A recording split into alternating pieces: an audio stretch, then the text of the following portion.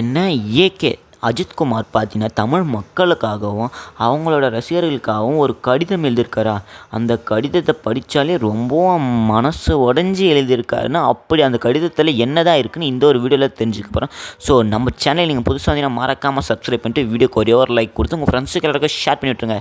சரி, அப்படி அந்த கடிதத்தில் என்ன தான் இருக்குன்னு பார்க்கலாம் வாங்க. அவர் எழுதிய கடிதத்தில் பார்த்தீங்கன்னா அப்படி என்ன இருக்குன்னா, சமீப காலமாக எங்கே சென்றாலும் ஒரு ஈவெண்ட்டாக இருந்தாலும் சரி, ஒரு நிகழ்ச்சியாக இருந்தாலும் சரி, ஸோ எங்கே போனாலும் டேஷ் அஜித்தேன்னு கூப்பிடுறாங்க.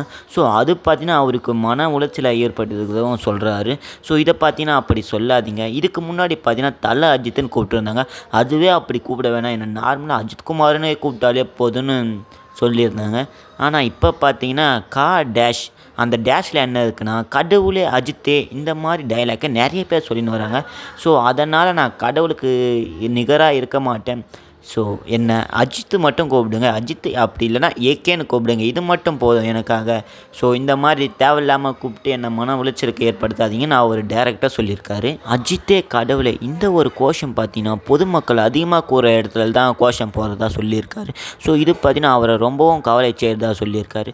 ஸோ இதனால் அஜித் ரசிகர்கள் யாரும் இந்த மாதிரி கூப்பிட வேணாம், ஏகே அப்படி இல்லைனா அஜித்குமார் என்று கூப்பிட்டாலே போதும். ஸோ இந்த மாதிரி கடவுளே அஜித்தே கூப்பிட்டிங்கன்னா எனக்கு கவலையாக செய்கிறதுன்னு ஒரு டைரக்டான கடிதத்தில் சொல்லியிருக்காரு.